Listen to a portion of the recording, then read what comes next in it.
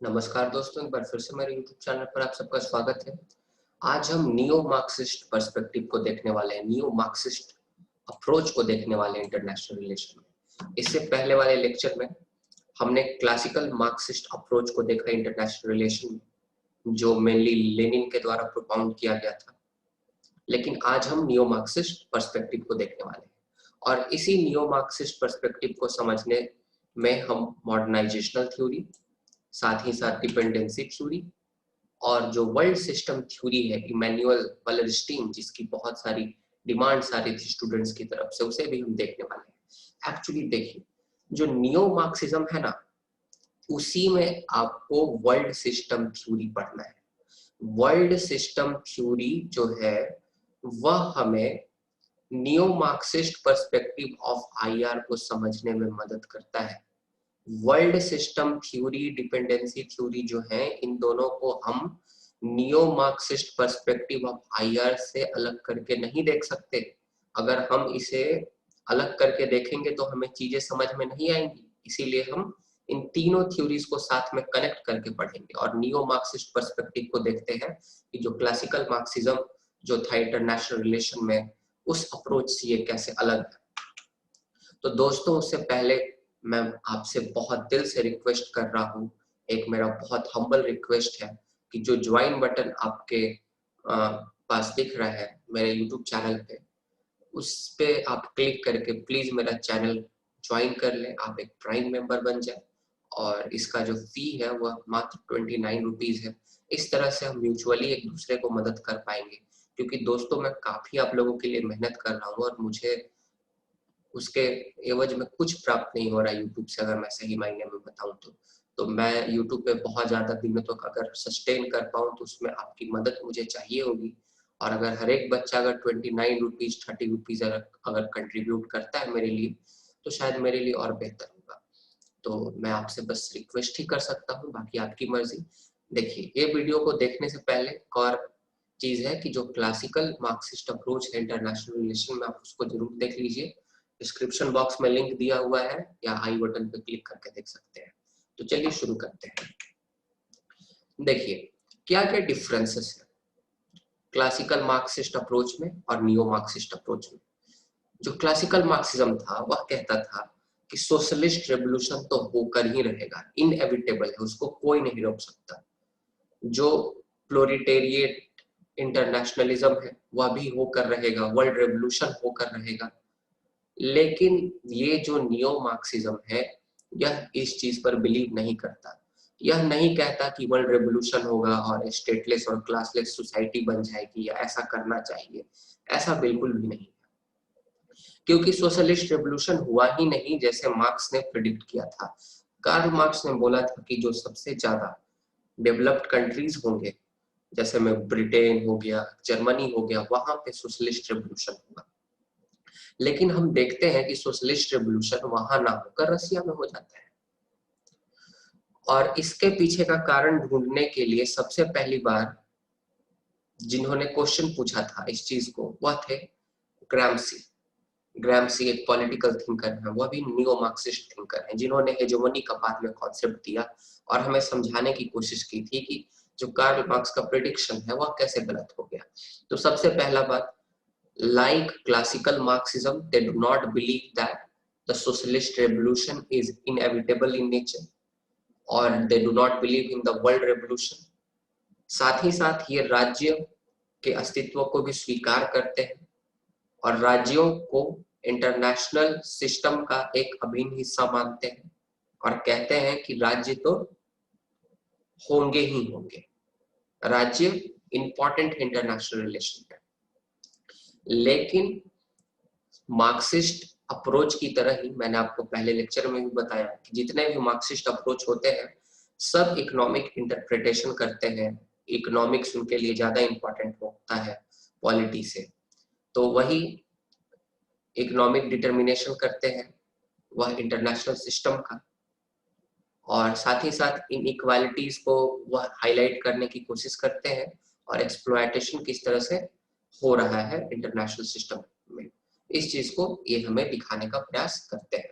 तो ये जो तीन चीजें हैं, इनइक्वालिटी, एक्सप्लॉयटेशन और इकोनॉमिक डिटर्मिनेशन, ये किसी भी मार्क्सिस्ट अप्रोच में होता है। ठीक है, जैसे क्लासिकल मार्क्सिज्म बिलीव करता था कि जो दुनिया है वह दो हिस्सों में बटा हुआ है, दो ग्रुप्स में बटा हुआ है, उसी सेम मैनर में नियो मार्क्सिज्म भी बिलीव करता है कि जो दुनिया के देश है वह दो हिस्सों में बटे हुए हैं, या दो से अधिक हिस्सों में भी बटे हुए हैं। देखेंगे जब हम देखेंगे वर्ल्ड सिस्टम थ्योरी, उसके हिसाब से दुनिया 3 हिस्सों में बटा हुआ है, लेकिन ज्यादातर नियो मार्क्सिस्ट मानते हैं कि दुनिया 2 हिस्सों में बटी हुई है। एक तरफ कैपिटलिस्ट कंट्रीज है और एक तरफ नॉन कैपिटलिस्ट कंट्रीज है। कैपिटलिस्ट कंट्री जो है वह एक्सप्लॉयटर्स, वह शोषण करते हैं नॉन कैपिटलिस्ट कंट्रीज का। कैपिटलिस्ट कंट्रीज रिच है, इंडस्ट्रियलाइज्ड है, डेवलप्ड है, और जो नॉन कैपिटलिस्ट कंट्रीज है, जो शोषित है, जो कैपिटलिस्ट कंट्रीज द्वारा शोषित है, वह पुअर है, वहां इंडस्ट्रियलाइजेशन नहीं हुआ है, वह अंडर डेवलप्ड और डेवलपिंग है। तो ये दो हिस्सों में आपका पूरा दुनिया बटा हुआ है। और मजे की बात तो ये है कि जितने भी अमीर देश हैं वह संयोग बस नॉर्थ में है। नॉर्थ अमेरिका में आप देख लीजिए, यूरोप भी नॉर्दर्न हेमिस्फीयर में पड़ता है, और जो गरीब देश हैं जैसे अफ्रीका, एशियन कंट्रीज और लैटिन अमेरिकन कंट्रीज, वह साउथ में ही पड़ते हैं। इसीलिए हम इसको बोलते हैं कि दुनिया दो हिस्सों में बटी हुई है, अलग लैंग्वेज में इसी चीज को, रिच नॉर्थ और पुअर साउथ। वही की जो नॉर्थ के कंट्रीज है वह कैपिटलिस्ट है, डेवलप्ड है, इंडस्ट्रियलाइज्ड है, और पुअर साउथ अर्थात जो साउथ के जो कंट्रीज है सदर्न हेमिस्फीयर में जो है, African country, Latin American country, most of the Asian countries, they are poor. तो ये चीज मानता है। उसके बाद इसका मानना है कि अगर आप, हमें इंटरनेशनल रिलेशन में क्या पढ़ना होता है, we have to study the action or the behavior of the countries at international level, that how they will behave।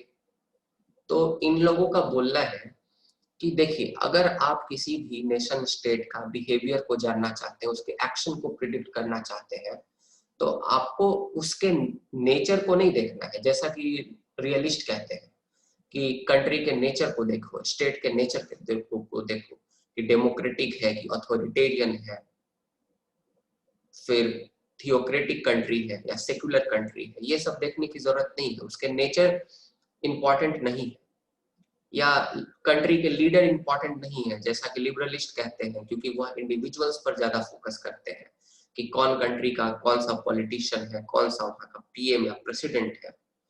बस ये कहते हैं कि आप बस ये देख लो कि ये जो कंट्री जिसके बारे में आप जानना चाह रहे हैं, उसके बिहेवियर और एक्शन को समझना चाह रहे हैं, वह कौन से ग्रुप में है, वह कैपिटलिस्ट ग्रुप में है कि नॉन कैपिटलिस्ट ग्रुप में है।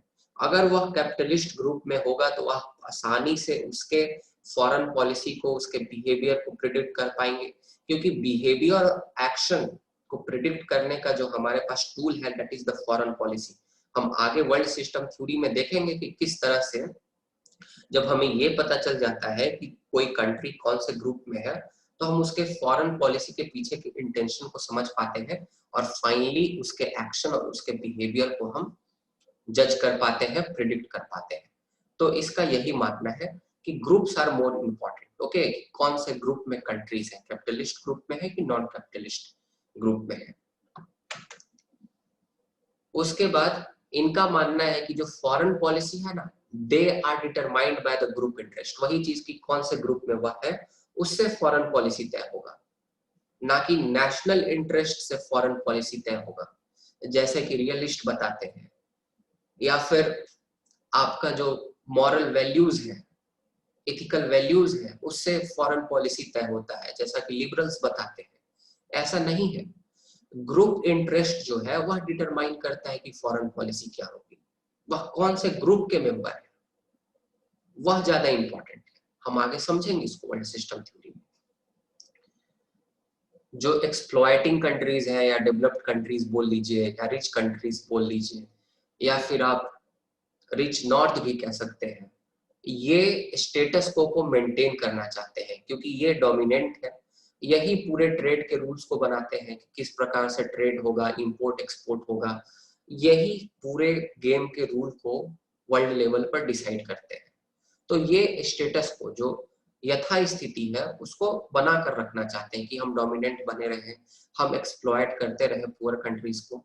और दूसरी तरफ अगर आप देखिएगा तो ये जो डेवलपिंग कंट्रीज है या पुअर कंट्रीज या एक्सप्लॉयटेड कंट्रीज, जो शोषित देश है, वह इस चेन को ब्रेक करना चाहते हैं, इस स्टेटस को यह जो यथा स्थिति बनी हुई है उससे पार पाना चाहते हैं, ताकि जो अनफेयर टर्म्स ऑफ रिलेशंस है, अर्थात जो अनफेयर रूल है इंपोर्ट एक्सपोर्ट के, और जितने भी और भी नियम कानून जो कि डेवलप्ड कंट्रीज अपने फायदे के लिए बना चुके हैं और इन डेवलपिंग नेशंस को एक्सप्लॉइट कर रहे हैं, उनको समाप्त कर सके।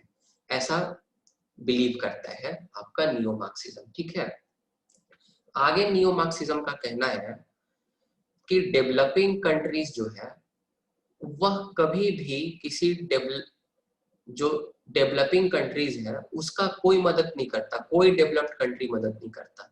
डेवलप्ड कंट्री क्लेम करते हैं that we are helping the developing countries, उनको एडवांस टेक्नोलॉजी देकर, लेकिन ये जो है बस ये सब एक छलावा है।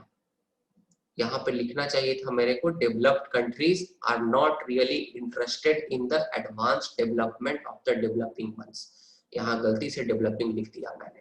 तो डेवलपिंग कंट्रीज का डेवलप्ड कंट्रीज मदद नहीं करना चाहते सही मायने में, बस वह अपना काम निकालने के लिए इन्वेस्टमेंट करते हैं। अब जैसे चाइना भी अफ्रीकन कंट्रीज में इन्वेस्ट कर रहा है, तो अफ्रीकन कंट्रीज में उसी फील्ड में इन्वेस्ट कर रहा है जिससे उसको रॉ मटेरियल मिले और जिसका इंडस्ट्रीज उसके घर बहुत अच्छे से फला फूला है, वह वहां से रॉ मटेरियल ले जाएगा और ले जाके अपने यहाँ प्रोसेस करेगा और उसी को फिर उसी देश में जाकर बेचेगा, और जो सरप्लस है, सरप्लस वैल्यू, वो चाइना ले जाएगा। तो सच में ये लोग नहीं मदद करते जो डेवलप्ड कंट्रीज होते हैं डेवलपिंग का। ऐसा क्यों? क्योंकि भैया अपने लिए कॉम्पिटिटर कौन पैदा करना चाहेगा? अगर वह सच में उनका मदद करके उनको एडवांस और टेक्नोलॉजिकल बना देंगे तो वह तो फिर एक कॉम्पिटिटर की तरह उभर कर आएंगे इंटरनेशनल सिस्टम में, जो कि कोई नहीं चाहता। ठीक है, तो हम वर्ल्ड सिस्टम थ्योरी को, नियो मार्क्सिज्म को बेहतर से समझने के लिए पढ़ते हैं। वर्ल्ड सिस्टम थ्योरी किसने दिया था? इमैनुअल वैलेरस्टीन ने दिया था, जो कि हमें नियो मार्क्सिज्म को बहुत बेहतर तरीके से समझने में मदद करता है और मेनली हमें फॉरेन पॉलिसी को समझने में मदद करता है डिफरेंट कंट्रीज का, और हम इस थ्योरी के माध्यम से उसके फॉरेन पॉलिसीज को प्रिडिक्ट भी कर सकते हैं। लेकिन अगर हमें पूरी तरह से वर्ल्ड सिस्टम थ्योरी को समझना है तो हमें सबसे पहले मॉडर्नाइजेशनल थ्योरी को या मॉडर्नाइजेशन थ्योरी को समझना पड़ेगा, जो कि डब्ल्यू रूस्टो ने दिया था। फिर डिपेंडेंसी थ्योरी, जो कि एक नियो मार्क्सिस्ट थ्योरी ही है, जो बताता है कि किस तरह से आपका इंटरनेशनल सिस्टम में एक्सप्लॉयटेशन हो रहा है, जिसे आंद्रे गुंडर फ्रैंक ने दिया था। इसे हम देखेंगे और इसको देखने के बाद फिर हम देखेंगे जो वर्ल्ड सिस्टम थ्योरी है वैलेरस्टीन वाला, तब हमें समझ में आएगा। क्योंकि डिपेंडेंसी थ्योरी को ही एक्सटेंड करके अपनी थ्योरी दी है वैलेरस्टीन ने। ठीक है, और जो मॉडर्नाइजेशनल थ्योरी है उसके रिएक्शन में डिपेंडेंसी थ्योरी आई थी। हम इसको समझने का प्रयास कर रहे हैं, देखिए कैसे। तो देखिए, क्लासिकल मार्क्सिज्म कैपिटलिस्ट कंट्री और नॉन कैपिटलिस्ट कंट्री में बांट देता है, और उसके बाद फिर लेनिन ही ये काम मेनली करते हैं। लेनिन की फिर मौत हो जाती है 1924 में। फिर सेकेंड वर्ल्ड वार होता है। सेकेंड वर्ल्ड वार होने के बाद थर्ड वर्ल्ड कंट्री इमर्ज करते हैं एशिया में, अफ्रीका में और लैटिन अमेरिका में। और ये जो थर्ड वर्ल्ड कंट्रीज होते हैं यह बहुत गरीब होते हैं, और इस समय देखिएगा कि कोल्ड वार का भी समय चल रहा होता है। अब यूएस को डर लगता है कि भैया ये जो नए नए आजाद हुए देश हैं ये तो गरीब है। ऐसा नहीं कि, और आपको पता है ना कि गरीब लोग बहुत जल्दी अट्रैक्ट होते हैं मार्क्सिस्ट थ्योरी के तरफ, कम्युनिस्ट थ्योरी के तरफ, क्योंकि वह बहुत अट्रैक्टिव है फॉर द पुअर्स। अब अगर लेक्चर्स को देखे हैं मार्क्सिज्म के लेक्चर्स को तो आपको पता होगा। तो यूएस काफी डरा हुआ था कि ऐसा ना हो कि जो रसिया है वह इन देशों में कम्युनिज्म को फैला दे। क्योंकि ये गरीब है, उनके तरफ ज्यादा अट्रैक्ट होंगे। और उनको ये भी डर लग रहा था कि हमें रसिया ब्लेम कर देगा वेस्टर्न कंट्रीज को कि इन्होंने ही आपको गरीब बनाया है, लूट कर, आप पर राज करके, आपको कॉलोनी बनाकर। तो ये डर लग रहा था। तो अपने आप को डिफेंड करने के लिए रीजन देते हैं, कैपिटलिज्म को डिफेंड करने के लिए रीजन देते हैं रुस्टो अपना मॉडर्नाइजेशन थ्योरी के मदद से, और एक्सप्लेन करने का कोशिश करते हैं कि जो थर्ड वर्ल्ड कंट्रीज है, जो कि पुअर और अंडर डेवलप्ड है, वह वेस्टर्न कंट्रीज के कारण पुअर और अंडर डेवलप्ड नहीं है, वह अपने कारण ही पुअर और अंडर डेवलप्ड है। रुस्टो का मानना है कि ये जो थर्ड वर्ल्ड कंट्रीज है, पुअर और अंडर डेवलप्ड कंट्रीज, यहाँ के जो इंटरनल वैल्यूज है कल्चर के और जो इकोनॉमिक बैरियर्स, ये इन्हीं के कारण गरीब रह गए और ये अभी तक डेवलप नहीं कर पा रहे हैं।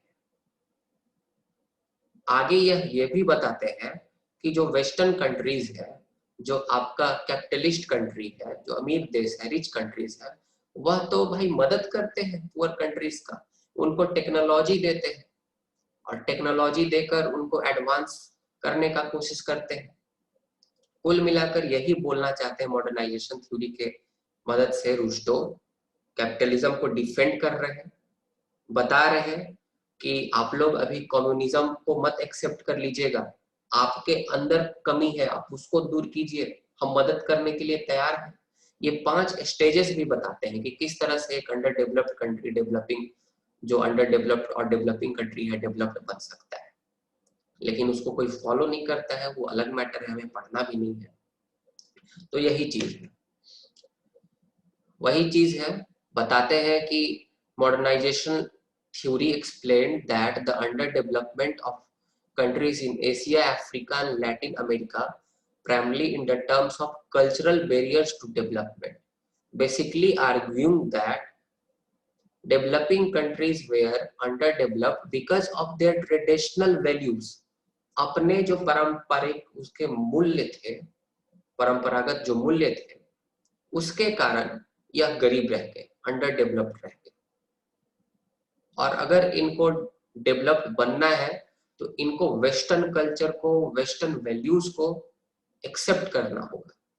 और जब तक ये poor countries western values, western culture को अडॉप्ट नहीं करते, तब तक ये इंडस्ट्रियलाइज नहीं कर पाएंगे, उसके बाद इनका इकोनॉमिक ग्रोथ नहीं हो पाएगा और वेस्टर्न गवर्नमेंट और कंपनीज भी उनको तभी इन्वेस्टमेंट देगी, एड देगी, अगर वह हमारे वैल्यूज को फॉलो करेंगे, हमारे कल्चर को फॉलो करेंगे, तब वह डेवलप बन सकते हैं।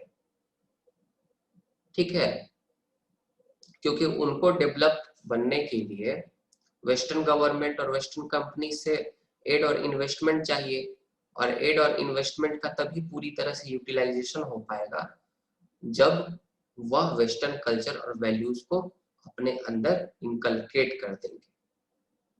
तो ये चीज बोलता है मॉडर्नाइजेशनल थ्योरी। क्या क्या बोलता है कि हमारे यहाँ क्या क्या खराब सोशल वैल्यूज है, रॉन्ग कल्चर और सोशल सिस्टम है, जिसके कारण से हम पीछे रह गए। तो सबसे पहला वह बताता है पर्टिकुलरिज्म, दूसरे शब्दों में आप इसको नेपोटिज्म मान सकते हैं।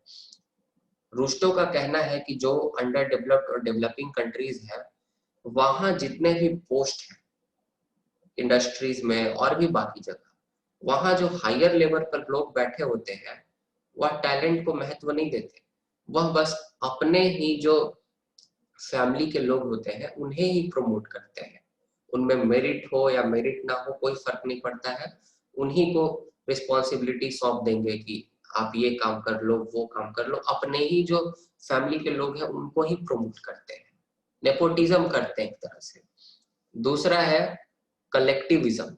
कलेक्टिविज्म का रुस्टो एग्जाम्पल देते हैं कि यहाँ जो लोग होते हैं अंडर डेवलप्ड और डेवलपिंग कंट्रीज में, उनके लिए अधिक महत्वपूर्ण उनका सेल्फ इंटरेस्ट नहीं होता, उनका स्वहित उनके लिए अधिक महत्वपूर्ण नहीं है। स्वहित से पहले वह अपने जो करीबी लोग हैं उनके हित को ज्यादा महत्व देते हैं। एग्जाम्पल देते हैं रुश्तो की, अगर इस तरह का सिचुएशन है तो वह पीछे रह जाएंगे, वह डेवलप नहीं कर पाएंगे। एग्जाम्पल देते हैं कि मान लो कोई बच्चा पढ़ना चाहता है पर उसके घर के लोग उसको मना कर रहे हैं कि नहीं आगे नहीं पढ़ना है, या ये चीज करना है वो नहीं करना है, तो ये बच्चा अपने स्वहित से अधिक अपने घर वालों के बात को सुनता है। इस तरह के ट्रेडिशनल वैल्यू आपको पाए जाते हैं अंडर डेवलप्ड और डेवलपिंग कंट्रीज में, तो इस कारण वह पीछे रह गए। उसके बाद पैट्रियार्की, पितृसत्तात्मक समाज है। औरतों को यहाँ पे ना अच्छी शिक्षा दी जाती है, ये मैं थ्योरी बता रहा हूँ सेकेंड वर्ल्ड वॉर के बाद, तो उस समय आप समझ सकते हैं कितना बैकवर्ड इंडिया भी हुआ करता था। उनके महिलाओं को अच्छी शिक्षा नहीं दी जाती, नौकरी के लिए उन लोगों को इजाजत नहीं मिलती, इस कारण से उनका इकोनॉमिक ग्रोथ पीछे रह गया है। फिर एस्क्राइब्ड स्टेटस एंड फेटलिज्म, अर्थात जन्म के साथ उनको स्टेटस मिल जाता है और इस आधार पर वह डिस्क्रिमिनेशन करते हैं।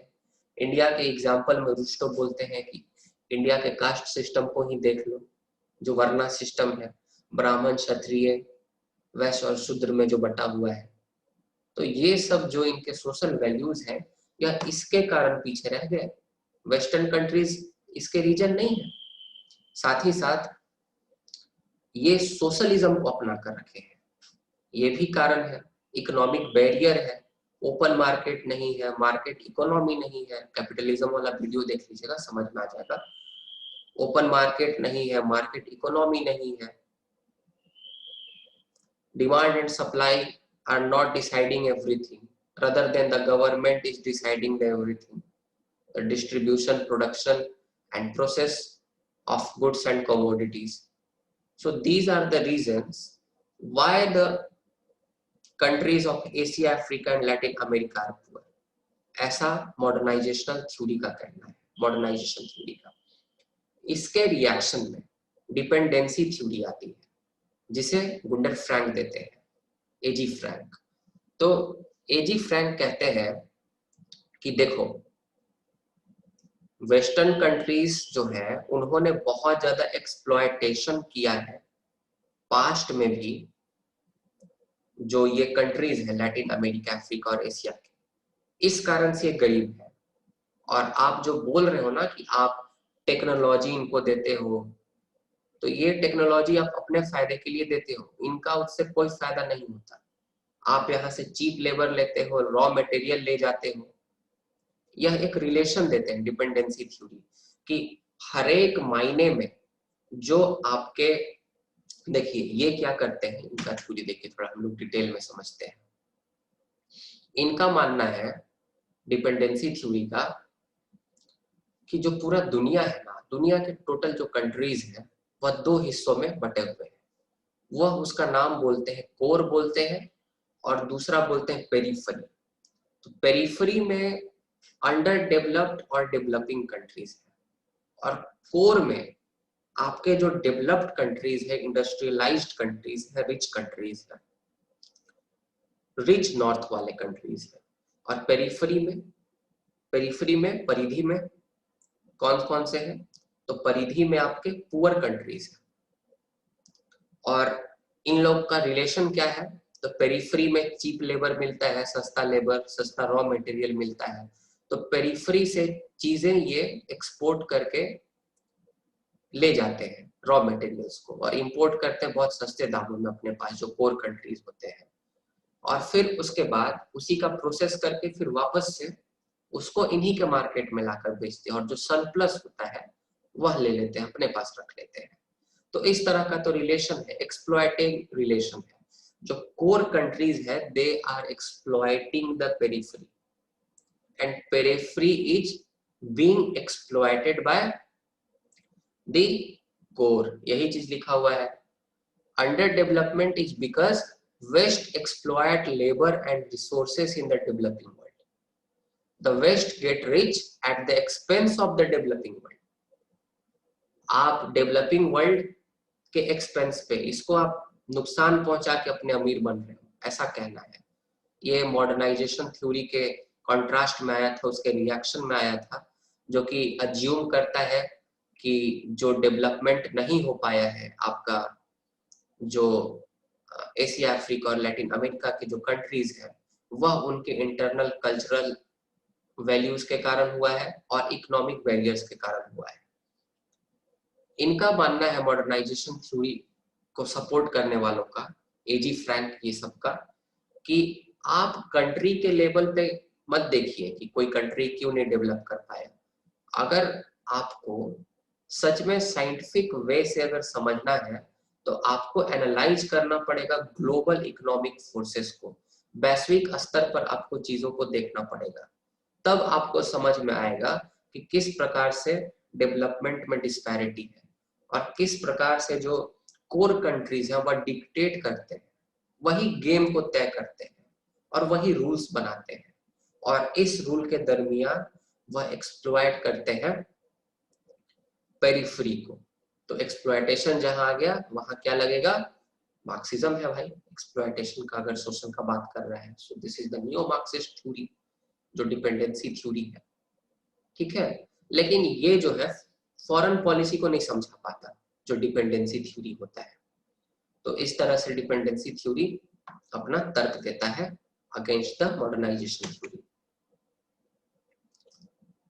ये भी बोलते हैं डिपेंडेंसी थ्योरिस्ट कि अभी पॉलिटिकल इंडिपेंडेंस तो गेन कर लिया है जितने भी कंट्रीज हैं, कॉलोनियलिज्म जो है वह तो देखा जाए तो प्रैक्टिकली, मतलब थ्योरेटिकली खत्म हो गया है, पर प्रैक्टिकली अभी भी ये जो देश है इकोनॉमिकली एक्सप्लॉयटेड है, अभी भी आर्थिक तौर पर इनका शोषण हो रहा है। हाँ, पॉलिटिकल सब्जुगेशन, जो इनका राजनीतिक जो शोषण होता था, उत्पीड़न होता था, वह तो समाप्त हो गया है, पर अभी भी इनका आर्थिक तौर पर शोषण हो रहा है डेवलप्ड कंट्रीज के द्वारा।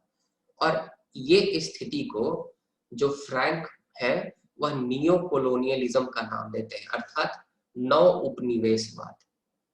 नव उपनिवेशवाद क्या होता है कि नव उपनिवेशवाद में जो मजबूत देश होता है वह कमजोर देशों को एक्सप्लॉइट करता है, उसका शोषण करता है, डायरेक्टली नहीं बट इनडायरेक्टली।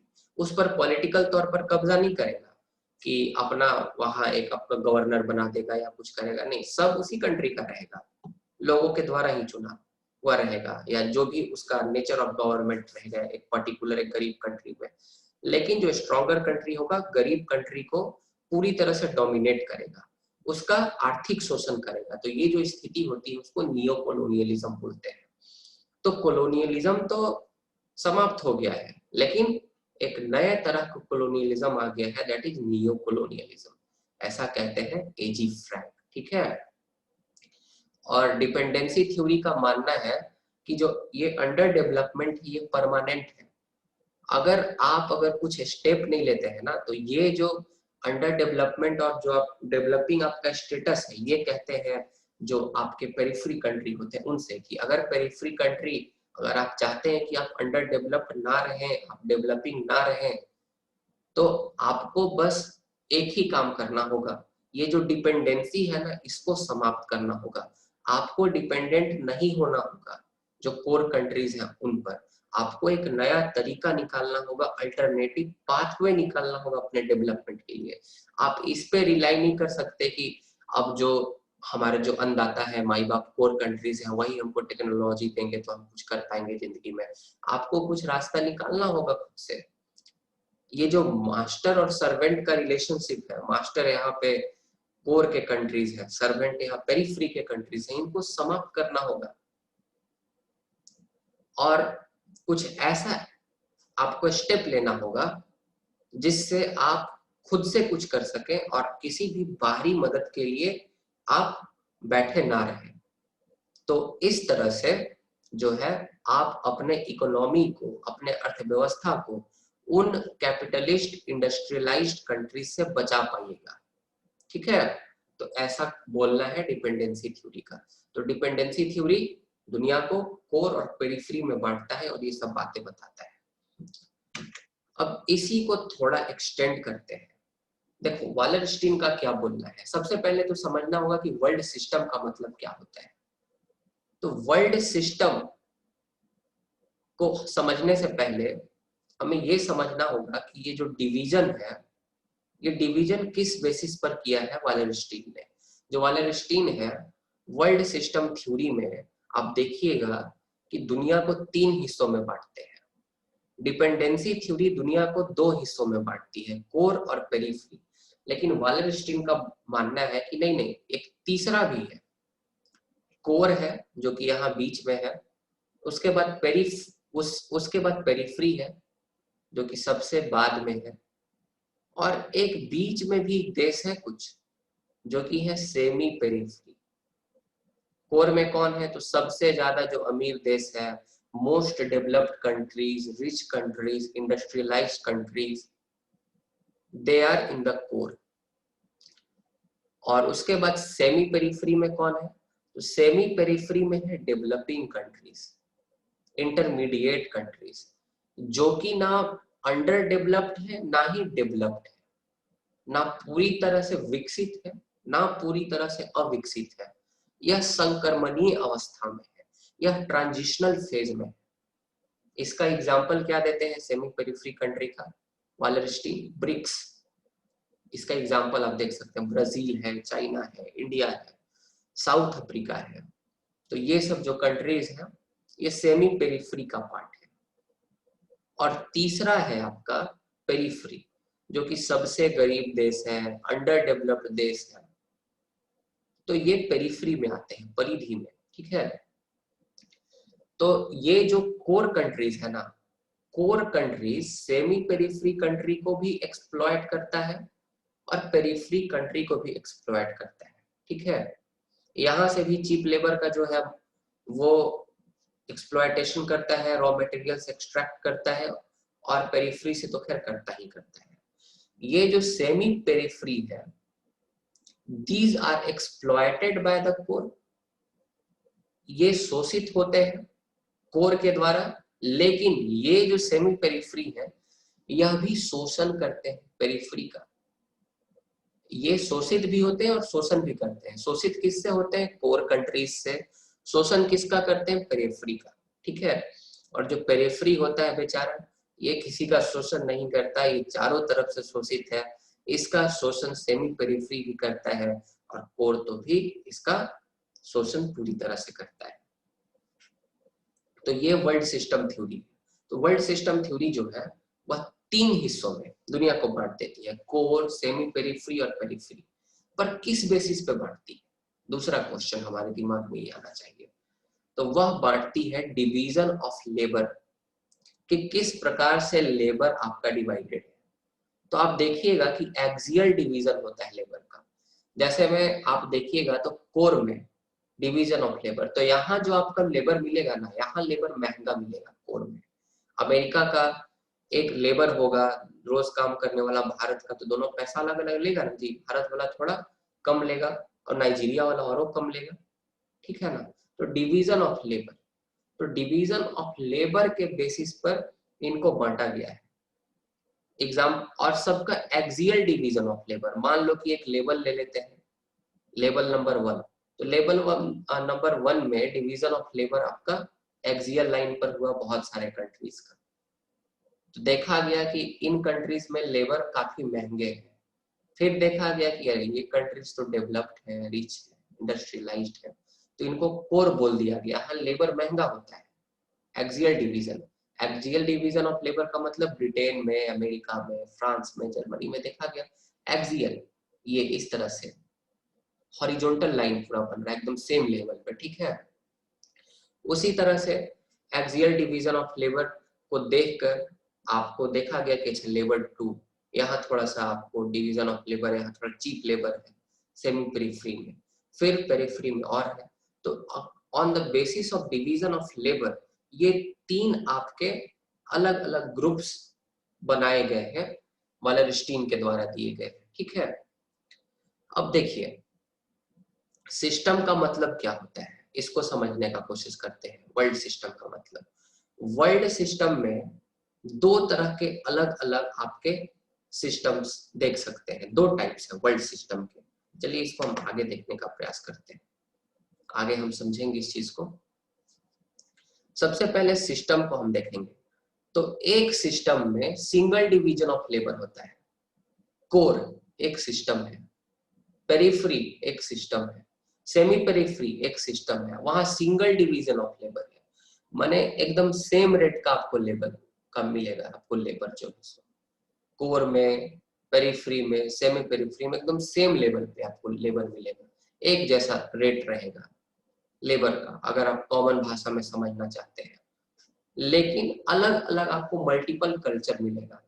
अब देखिएगा कि नाइजीरिया, गाना, बुर्किना फासो और भी वहां जो कंट्रीज है, चाड है, कैमरून है, ये सब आपका एक सिस्टम का पार्ट है जो कि पेरिफेरी में आता है। वहां उस यूनिट में सिंगल डिवीजन ऑफ लेबर है, एक तरह के आपको लेबर, एक रेट के लेबर आपको मिलेंगे। लेकिन वहां मल्टीपल कल्चर है, वहां बहुत सारे संस्कृति, इथनिसिटी के लोग हैं, है ना। नाइजीरिया में भी बहुत सारे इथनिसिटी के लोग हैं, नाइजीरियन कॉन्स्टिट्यूशन वाले वीडियो में मैंने शायद आपको बता रखा है। तो मल्टीपल कल्चर होते हैं एक सिस्टम में, एक यूनिट में। लेकिन वहां जो सबसे इंपॉर्टेंट है, वहां डिवीजन ऑफ लेबर जो होगा ना, वह सिंगल होगा। यही बात है। तो यही चीज मैं बताने की कोशिश कर रहा था। उसी तरह से आप देखिएगा कोर में भी सिंगल डिवीजन ऑफ लेबर होगा, एक तरह का आपको रेट। तो वह कोर एक सिस्टम हो गया। मान लो वहां 1000 का लेबर है, एक लेबर 1 घंटे का लेता है, तो सिंगल डिवीजन हुआ ना। ब्रिटेन का भी उसी तरह का रेट होगा, अमेरिका का भी होगा, जर्मनी का भी होगा, सिमिलर होगा, सिंगल डिवीजन है लेबर का। तो मुझे उम्मीद है आपको समझ में आ गया हो। तो 2 वेराइटीज के वर्ल्ड सिस्टम होते हैं। सबसे पहला है वर्ल्ड अंपायर्स। वर्ल्ड अंपायर्स का खासियत क्या है कि यहाँ आपको सिंगल पॉलिटिकल सिस्टम भी होता है और सिंगल डिवीजन ऑफ लेबर भी होता है, लेकिन मल्टीपल कल्चरल जो कल्चर्स हैं आपको पाए जाएंगे। तो वर्ल्ड अंपायर्स का एग्जाम्पल रहा नहीं। वालरस्टीन बोलते हैं कि जो रोमन अंपायर था, जो हांस अंपायर था चाइना का, ये लोग वर्ल्ड अंपायर्स के एग्जाम्पल थे। सिंगल डिवीजन ऑफ लेबर था, पूरे आप अंपायर में कहीं भी चल जाइए आपको सेम रेट का लेबर मिलेगा। यहाँ आपको सिंगल पॉलिटिकल सिस्टम भी था, लेकिन मल्टीपल कल्चर था। आप रोमन अंपायर में कितने कल्चर, कितने रेसेस के लोग थे आप सोच सकते हैं। तो एक वर्ल्ड अंपायर होता है और दूसरा होता है वर्ल्ड इकोनॉमीज। तो अभी वर्ल्ड इकोनॉमीज का दौर है, जहां डिफरेंट डिफरेंट स्टेट्स में इंटरनेशनल सिस्टम पूरा वर्ल्ड बटा हुआ है। यहाँ क्या है, तो यहाँ मल्टीपल पॉलिटिकल सिस्टम, अलग अलग देश का अलग अलग पॉलिटिकल सिस्टम है, लेकिन सिंगल डिवीजन ऑफ लेबर है एक यूनिट में। जैसे मैं कोर का पूरा कंट्री को देखिए, तो अलग अलग आपको पॉलिटिकल सिस्टम देखने को मिलेगा। तो मल्टीपल पॉलिटिकल सिस्टम है, मल्टीपल कल्चर भी है, लेकिन सिंगल डिवीजन ऑफ लेबर है। So on the basis of single division of labour the classification has been done. ठीक है, तो ये चीज बोलते हैं। तो हम लोग वर्ल्ड इकोनॉमीज के 3 टाइप को देखते हैं। और वर्ल्ड इकोनॉमीज के 3 कौन कौन से टाइप है, तो वर्ल्ड सिस्टम के 2 टाइप होते हैं, world umpires and world economies. World umpire के क्या कैरेक्टरिस्टिक है, तो यहाँ सिंगल पॉलिटिकल सिस्टम था और मल्टीपल कल्चर तो हमेशा हर जगह होता ही है, और सिंगल डिवीजन ऑफ लेबर भी था। यहाँ यूनिक क्या था वर्ल्ड अंपायर में कि सिंगल पॉलिटिकल सिस्टम था। वर्ल्ड इकोनॉमीज में क्या यूनिक है कि यहाँ मल्टीपल पॉलिटिकल सिस्टम है, लेकिन सिंगल डिवीजन ऑफ लेबर है एक सिस्टम में, कोर के सिस्टम में। ये सब जो है कोर सिस्टम, गलती से हम बोल दे रहे हैं एक यूनिट में, ठीक ना। पूरा का पूरा सिस्टम है कोर, सेमी पेरिफेरी और पेरिफेरी। और जो कोर है वह एक यूनिट है, पेरिफेरी एक यूनिट है, सेमी पेरिफेरी एक यूनिट है। तो विद इन 1 यूनिट आप देखिएगा तो वह सिंगल डिवीजन ऑफ लेबर होगा। सॉरी, क्षमा चाहूंगा, उस समय से थोड़ा गलती बोल दे रहा था। तो यही चीज है आपका। आप देखिएगा कि डिस्ट्रीब्यूशन होता है, जो सल्फरस है वह पेरिफेरी से कोर में जाता है, या फिर सेमी पेरिफेरी से कोर में जाता है, या फिर पेरिफेरी से सेमी पेरिफेरी में जाता है। तो यह इनइक्वालिटी है, और जहां इनइक्वालिटी की बात होगी, एक्सप्लॉयटेशन की बात होगी, वहां मार्क्स आएगा, कार्ल मार्क्स वहीं पहुंचता है। तो मार्क्सिस्ट अप्रोच ही है। हम देखिए किस तरह से ये समझाने की कोशिश करता है हमें फॉरेन पॉलिसी को। मैंने बताया ना कि आपको देखना है कि कौन से कंट्री कौन से ग्रुप में है, कौन से यूनिट में, ठीक है, वह कोर कंट्रीज में है कि पेरिफेरी में है कि सेमी पेरिफेरी में है। तो कोर कंट्रीज में developed industrialised part of the world आता है, यूरोप और नॉर्थन अमेरिका का। ये एक्सप्लॉइट करता है बोथ सेमी पेरिफेरी को और पेरिफेरी को भी। जो पेरिफेरी है वह अंडर डेवलप्ड है, इसके पास रॉ मटेरियल है, ये एक्सप्लॉइट किया जाता है, यह शोषित होता है कोर से भी, और चीप लेबर मिलता है, रॉ मटेरियल मिलता है, and this is exploited by the core as well as this is exploited by the semi periphery। दोनों इसको एक्सप्लॉइट करते हैं।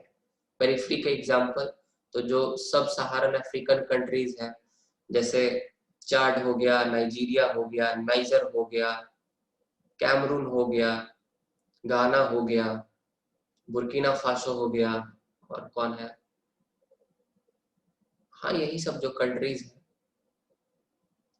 टोगो हो गया। तो ये सब जो कंट्रीज है, Latin American countries, French Guiana, Uruguay, Paraguay, ये सब जो कंट्रीज, ये सब पेरिफेरी के पार्ट है। और सेमी पेरिफेरी के पार्ट क्या है, तो इंटरमीडिएट कंट्रीज जो ट्रांजिशनल फेज में है, जैसा कि मैंने आपको बताया, these are being exploited by the core but exploiting the periphery, ठीक है। ब्रिक्स एग्जांपल में हो गया Brazil, Russia, India, China and South Africa. तो ये सब सेमी पेरिफेरी के पार्ट है। अब फॉरेन पॉलिसी कैसे पता चलेगा, तो वो जो ग्रुप में होंगे ना, उसी ग्रुप के हिसाब से वो डिसीजन लेंगे। जैसे पेरिफेरी के ग्रुप का आप किसी भी कंट्री को देखिए, आप किसी भी कंट्री को देखिए, उसको ग्रुप को पहचानिए, मानिए वो पेरिफेरी में, तो उसका फॉरेन पॉलिसी आप प्रिडिक्ट कर पाएगा आराम से। उसका फॉरेन पॉलिसी इस तरह से होगा कि वह सेमी पेरिफेरी कम से कम बन पाए, और जो अनफेयर रूल्स हैं गेम के, ट्रेड के, कॉमर्स के, उसको ब्रेक कर पाए। अगर वही आप किसी कंट्री को देखिएगा, अगर उसके आप फॉरेन पॉलिसी को स्टडी करना चाहिएगा, तो आप उसको फिर से देख लीजिए। अगर वह सेमी पेरिफेरी में आता है तो उसका फॉरेन पॉलिसी क्या होगा, उसका फॉरेन पॉलिसी इस प्रकार से होगा कि वह कोर स्टेट्स बन जाए, और वह और अधिक फेयर रूल्स वह डोमिनेट करना चाहेगा, जो गेम है उसका जो रूल्स है दोनों चीज को अचीव करना पाएगा चाहेगा, और जो फेयर रूल्स है उसको। और कोर क्या चाहेगा, कोर स्टेटस को मेंटेन करके रखना चाहेगा, इस इनइक्वालिटी को मेंटेन करके रखना चाहेगा, क्योंकि ये जो असमानता है विश्व में उसके कारण इसको बेनिफिट हो रहा है, और ये हमेशा चाहेगा कि ये एक्सप्लॉइट करता रहे पेरिफेरी और सेमी पेरिफेरी को। तो इस तरह से हम देख सकते हैं, ठीक है। और कॉन्फ्लिक्ट क्यों होता है देशों के बीच में, तो कॉन्फ्लिक्ट होता है यही स्टेटस को चेंज करने के चक्कर में, लेकिन every conflict does not lead to the war. और जब से आपके न्यूक्लियर वेपन्स आ गए हैं, तब से तो वार जो है वह that is most likely to be avoided. वह लोग जो है, देखिए इंटरनेशनल रिलेशन, कॉपरेशन और कॉन्फ्लिक्ट के बारे में बात करता है। कॉन्फ्लिक्ट ज्यादा बढ़ जाता है तो वार का रूप ले लेता है, और कॉपरेशन है तो पीस का रूप ले लेता है। तो यहाँ जिस तरह से वार को समझा रहे थे क्लासिकल मार्क्सिस्ट लोग कि आपस में कैपिटलिस्ट कंट्री लोग compete करते, इस कारण से वार हो जाता है, यहाँ वार का कॉन्सेप्ट ही नहीं है। क्योंकि जब तक ये थ्योरी बना तब तक हम लोग आ गए थे न्यूक्लियर एरा में, और न्यूक्लियर एरा में कोई युद्ध नहीं करना चाहता। हाँ, कॉन्फ्लिक्ट की बात कर सकते हैं हम लोग। हाँ, कॉन्फ्लिक्ट कब होगा, जब स्टेटस को चेंज करने की बात आएगी। और पीस की स्थिति कब होगी, तो पीस की स्थिति जो है वह काफी मुश्किल है इनके। अगर हम इनकी बात करें, ये कहते हैं कि जब तक सेल्फ रिलायंट नहीं होंगे सेमी पेरिफेरी और कोर, सॉरी सेमी पेरिफेरी और पेरिफेरी, तब तक जो है वह कॉपरेशन नहीं होगा, तब तक ये जो है हमेशा बना रहेगा। सेमी जो है सेमी पेरिफेरी कभी पेरिफेरी को एक्सप्लॉइट करेगा, तो सेमी पेरिफेरी को कोर एक्सप्लॉइट करेगा, कोर फिर पेरिफेरी को एक्सप्लॉइट करेगा, तो ये सब चलते रहेगा। तो यही था आपका कुल मिला के neo Marxist approach in international relation. इसमें मॉडर्नाइजेशन थ्योरी हम लोग पढ़े, डिपेंडेंसी थ्योरी पढ़े, फिर हम लोग वालरस्टीन वाला वर्ल्ड सिस्टम थ्योरी को भी देखे। हाँ, यहाँ पे फिर से क्षमा चाहेंगे, जो सिंगल डिवीजन ऑफ लेबर है ना, वो यूनिट में, विद इन यूनिट देखते हैं। सिस्टम तो पूरा का पूरा सिस्टम हो जाएगा ना जी। सिस्टम में कोर भी आ जाएगा, सेमी पेरिफेरी और पेरिफेरी भी आ जाएगा। अब हम कोर को एज ए यूनिट देखेंगे, सेमी पेरिफेरी को एज ए यूनिट देखेंगे और पेरिफेरी को एज ए यूनिट देखेंगे, और विद इन वन यूनिट हम पाएंगे कि सिंगल डिवीजन ऑफ लेबर है। ठीक है, मुझे उम्मीद है कि आपको समझ में आ गया होगा। भाई प्लीज यार, रिक्वेस्ट कर रहे हैं, थोड़ा मदद किया कीजिए, कम से कम मेंबर बन के मदद तो कर ही सकते हैं। 30 रुपीज आप लोगों के लिए कुछ नहीं है, लेकिन अगर आप में से अगर 100-200 स्टूडेंट्स भी अगर मुझे 30 रुपीज दे देंगे तो मुझे काफी हेल्प हो जाएगा। क्योंकि अब मैं क्या बताऊं, अगर मैं आपसे रिक्वेस्ट करता हूं आप मेरी मदद करें, मुझे और ज्यादा मोटिवेशन मिलेगा। और मैं सोच रहा था यूट्यूब को छोड़ने का, कोई फायदा नहीं होता, बस समय की बर्बादी होती है, प्रिपरेशन भी सही से नहीं कर पाता अपने फ्यूचर के लिए। चाहता हूँ कि कंटिन्यू करूँ, अगर आप सब सपोर्ट करते हैं तो कंटिन्यू जरूर करूँगा। बहुत बहुत धन्यवाद।